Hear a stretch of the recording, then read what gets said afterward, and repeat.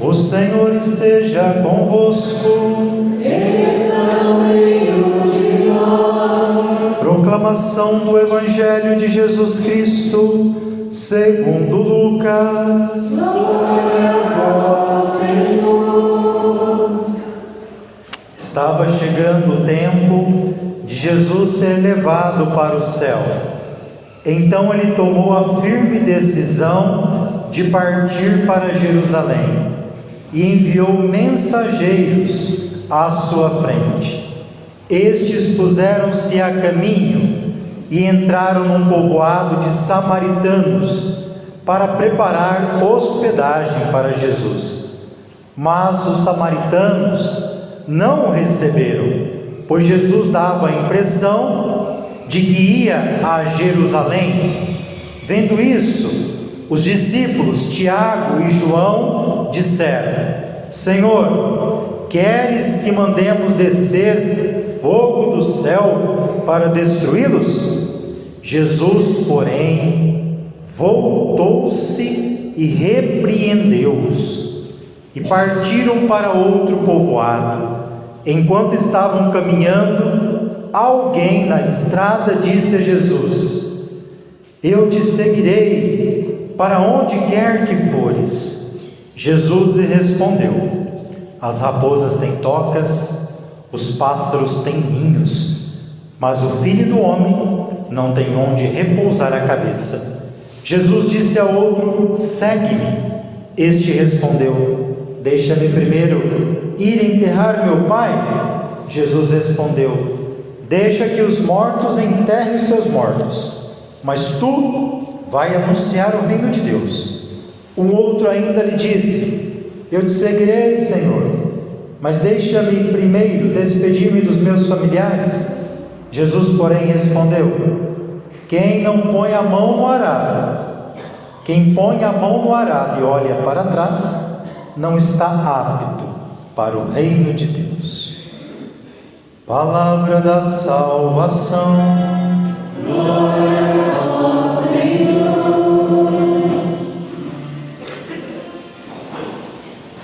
Queridos irmãos e irmãs, hoje nós estamos celebrando o 13º domingo do tempo comum. No tempo comum, nós vamos vendo a missão de Jesus, os seus milagres, vamos ver Jesus chamar os discípulos para seguir. É essa vida explícita, pública de Jesus que nós estamos vendo. E nesse domingo é interessante que as leituras nos falam de vocação. A primeira leitura, nós temos o finalzinho da missão de um dos maiores profetas do Antigo Testamento. Todos nós já ouvimos falar o nome de Elias. Para algumas correntes judaicas, eles ficam esperando que Elias volte do céu, uma vez que ninguém sabe como ele partiu, como ele morreu. Ele foi levado por uma carruagem de fogo. Até mesmo no Evangelho desses dias atrás, nós ouvimos o nome de Elias, não é mesmo? Jesus pergunta: Quem dizem que eu sou? Uns dizem que é João Batista, outros dizem que é Elias. Então foi um dos maiores profetas que nós tivemos.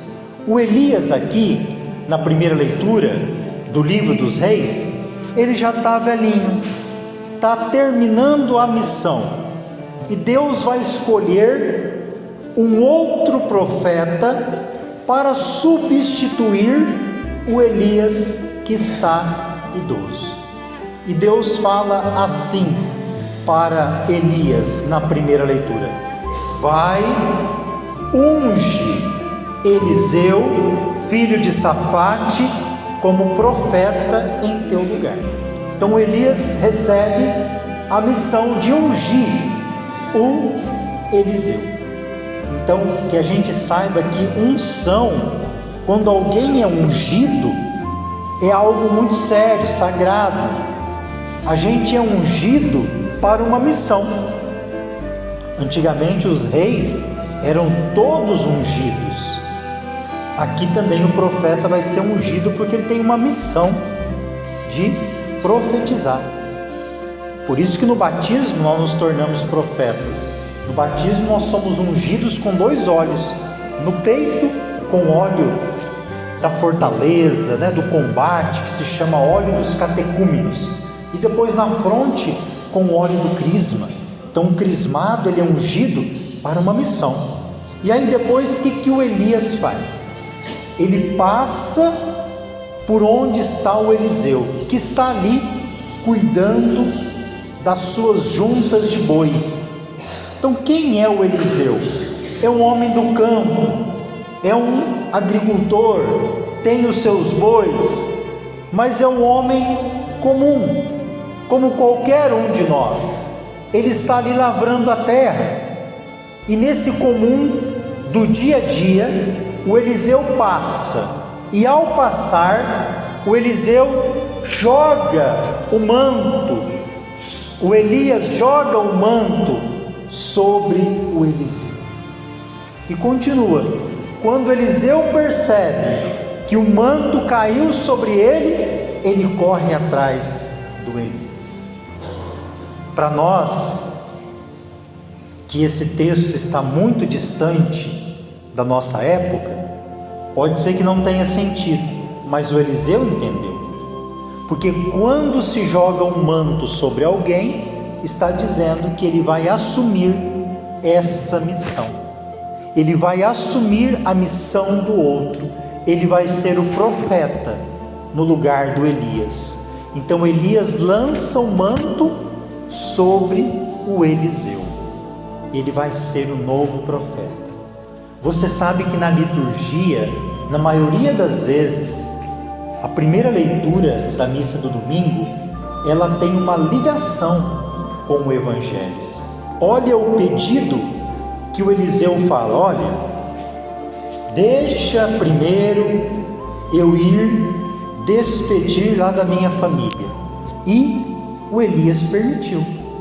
Vai e volta. Você vai ver que no Evangelho, Jesus não vai permitir. Ele vai mostrar a radicalidade do seguimento. E o Elias foi despedir da família, queimou o material que ele usava para o trabalho e matou ali os seus bois e fez uma festa, deu carne ali para toda a sua família. O que significa isso? Significa que ele está fazendo pela última vez o trabalho antigo dele. Ele está deixando para trás tudo que ele exercia, quando mostra que ele queima ali o arado e mata esses bois para os amigos familiares, que ele está dizendo que aquilo não lhe pertence mais. Ele está agora assumindo diante de Deus uma nova missão, e o Elias vai o acompanhar para formá-lo, para ser esse profeta que vai substituir. A segunda leitura de hoje, que nós estamos ouvindo também no domingo, é a carta que São Paulo escreve para a comunidade da Galácia, os Gálatas. Esse texto de hoje, ele é muito importante para qualquer um de nós, mas também é muito complexo. No mundo que nós vivemos, essa palavra, ela tem que ter muito discernimento. Paulo inicia sua carta com um dos temas de uma campanha da fraternidade que nós já tivemos.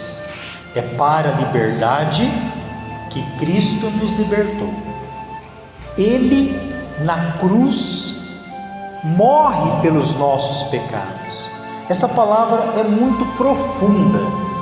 É para a liberdade que Cristo deu a vida por nós. E a gente tem que entender. É para a liberdade, para que Ele quer nos livre, que Ele nos libertou das algemas do pecado, que Ele, em lugar nosso, tomou a cruz para si. A liberdade cristã, ela só pode ser entendida com responsabilidade.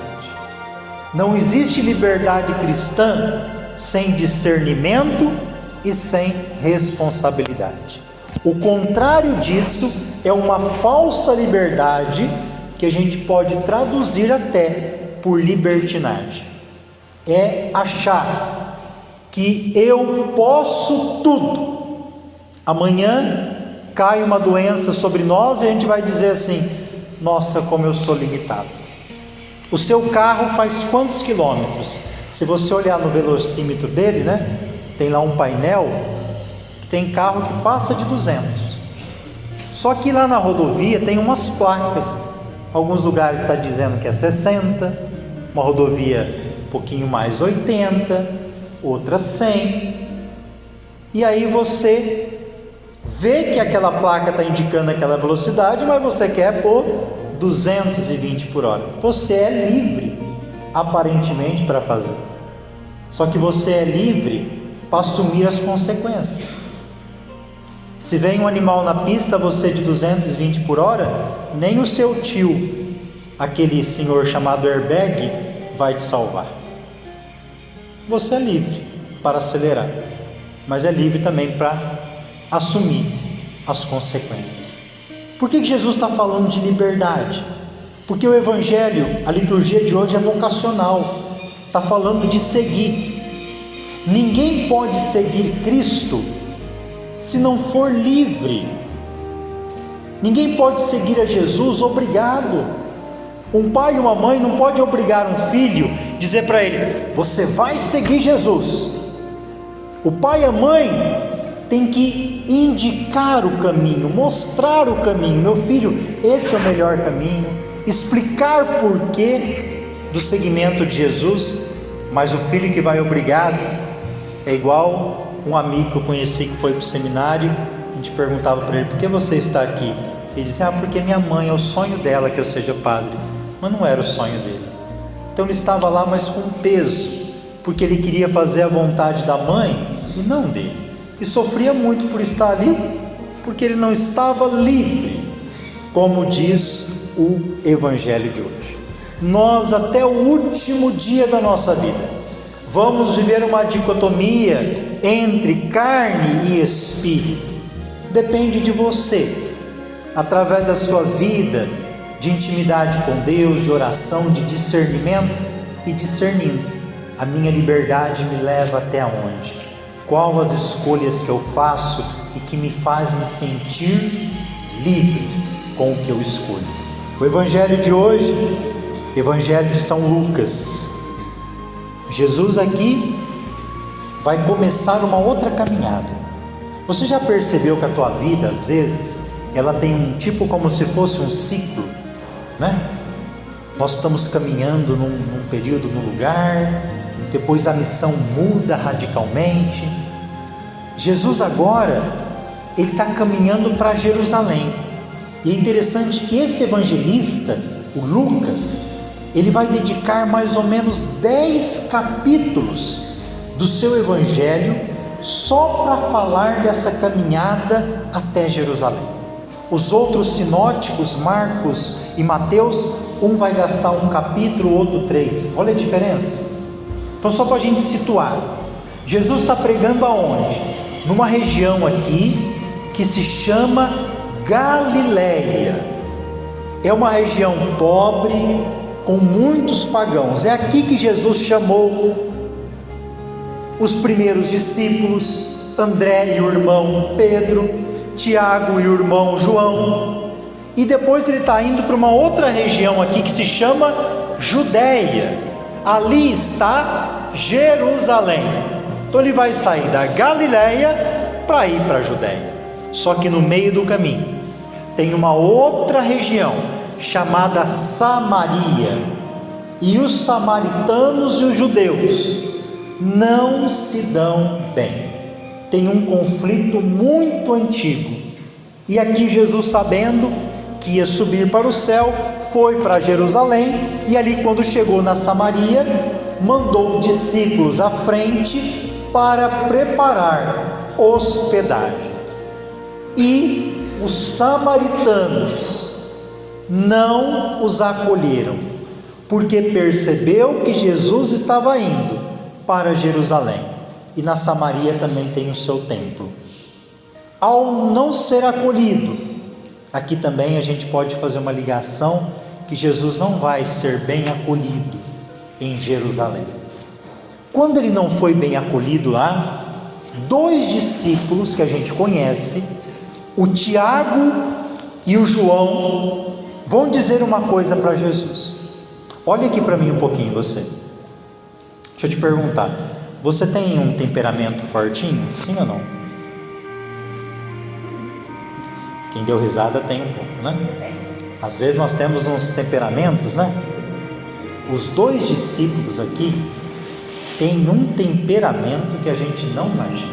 Graças a Deus, quem segue Jesus é a melhor coisa que faz, porque Jesus vai trabalhando os nossos defeitos. É tão bonito ver esse jovem aqui, temperamental, e chegar no final da vida, né? Ser chamado de discípulo amado, ver ele colocar, né, a cabeça no coração de Jesus. Mas aqui, qual é o apelido deles?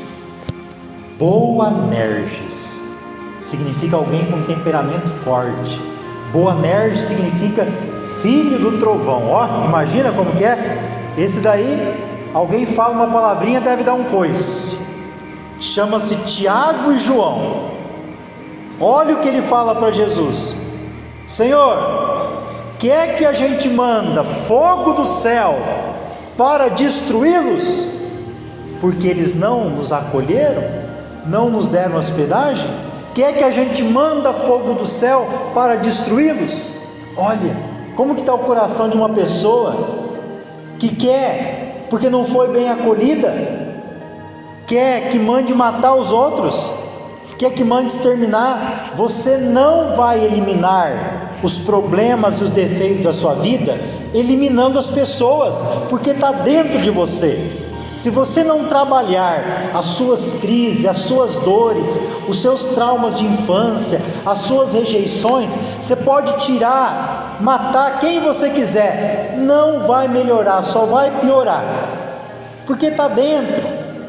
Deus pode tudo, mas você tem que se abrir, trabalhar o que está dentro de você. O Tiago e o João queriam mandar fogo do céu para destruir. O que Jesus faz?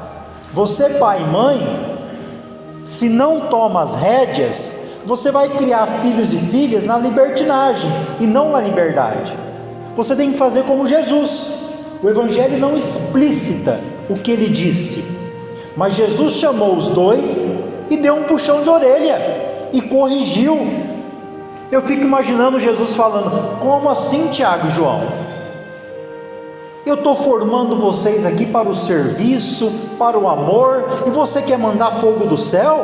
Aí eles começam a baixar a cabecinha assim também, se um pai e uma mãe vê um filho fazendo bullying numa outra criança, vendo o filho partilhando coisas erradas, tem que chamar para conversar. Claro, tem que ouvir também. Tem pai e mãe que só fala e não ouve o filho. Tem que ouvir, sentar para chamar, mas tem que fazer esse exercício, senão você perde as rédeas. Jesus fazia isso. Quando os discípulos estavam errados, ele chamava, corrigia, mostrava o caminho, como ele fez aqui com Tiago e João. E agora nós vamos ver umas 3, 4 cenas de seguimento. A primeira, como ele não foi acolhido lá, eles foram para outro povoado. Enquanto eles estavam caminhando, apareceu alguém na estrada e disse para Jesus assim: eu te seguirei para onde quer que fores. Olha que frase bonita, né? Imagina você falando isso para Jesus: ah, Senhor, eu vou te seguir para onde quer que fores. Só que Jesus não é bobo. Aí ele vai dar uma resposta que quebra a nossa perna, né? É igual aquela música que a gente ama, né? Ama, mas não vive, né? Aonde mandar eu irei, teu amor, aí vai, né? Na hora que a gente sai de um retiro, é a coisa melhor do mundo, a gente está nas nuvens, né? E a gente fala assim para Jesus, né? Igual isso daqui falou: ah, Jesus, como que é? Para onde você for, eu vou te seguir. Pedro não falou isso também? O maior dos apóstolos? No final da vida ele não negou lá? A gente faz assim também. Senhor, onde mandar eu tirei. Aí ele manda você. Então tá bom, vou te mandar lá na África numa missão. Aí você faz assim, não, Senhor, deixa para outro, né? Eu não. Aí fala assim, você vai ter que evangelizar as famílias, porque você é casado. Não, Senhor, é muito complexo, aquela família está cheia de problema, eu não vou naquela casa não. E a gente faz isso. Por isso que Jesus fala para eles, olha, as raposas têm tocas. Aí a pessoa fica assim, os pássaros do céu têm ninho. Aí ele fala assim, mas o filho do homem não tem onde reclinar a cabeça. Aí a pessoa já faz assim, não, eu pensei que te seguir, né? Eu ia dormir num hotel de 5 estrelas, com ar condicionado, mas se é assim, eu vou pensar mais um pouquinho. Depois é Jesus que chama. O primeiro é um desconhecido, o outro Jesus fala, segue-me. Aí a pessoa diz assim para ele, deixa-me primeiro enterrar meu pai. Não que não seja importante, é claro que é importante enterrar, só que Jesus está querendo mostrar que ao segui-lo, ele tem que ser o primeiro, sem obstáculo. E Jesus fala, deixa que os mortos enterrem seus mortos, mas tu vai anunciar o reino de Deus. Um outro apareceu e disse assim, eu te seguirei, Senhor, mas, quando tem mais, se prepara, né? Eu te seguirei, mas com essa condição. Condição é complicado, mas deixa primeiro eu despedir da minha família. Jesus respondeu assim, quem põe a mão no arado e olha para trás não é apto para o reino de Deus.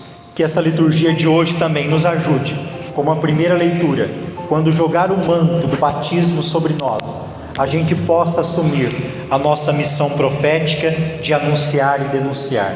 Que como a segunda leitura de hoje, que Paulo nos fala aos Gálatas, que a nossa liberdade seja pautada pelo discernimento e pela responsabilidade. E como o Evangelho, quando seguirmos Jesus, a gente não coloque pretexto. Louvado seja nosso Senhor Jesus Cristo.